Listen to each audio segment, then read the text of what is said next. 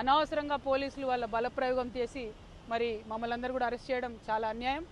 ఒక పక్క చాలా అక్రమంగా నడి మూసీలో కడుతున్నటువంటి పెద్ద బాబుల బిల్డింగ్లను వదిలిపెట్టి పేదవాళ్ళ బిల్డింగ్లను కూలగొట్టడం అన్యాయం. బీఆర్ఎస్ ప్రభుత్వం ఇచ్చినటువంటి ఆ పర్మిషన్ను కాంగ్రెస్ కొనసాగిస్తుంది.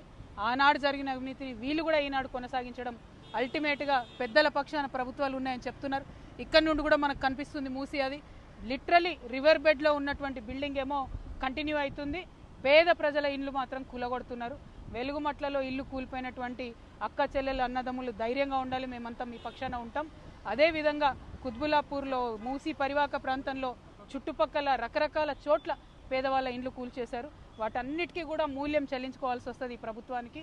ఇది అన్యాయం, అక్రమం, దారుణం. మేం మాత్రం వదిలిపెట్టేది లేదు. ఇది ఏంటో హైడ్రా రంగనాథ్ గారు చెప్పాలి. ఇవాళ కాకపోతే రేపన్నా బుల్డోజర్ తీసుకొని వారు అక్కడికి వెళ్తేనే ఈ ప్రభుత్వం ప్రజల పక్షాన పనిచేస్తుందని చెప్పి నమ్ముతాం. లేకపోతే అవసరమైతే లీగల్గా కూడా ఫైట్ చేస్తాం.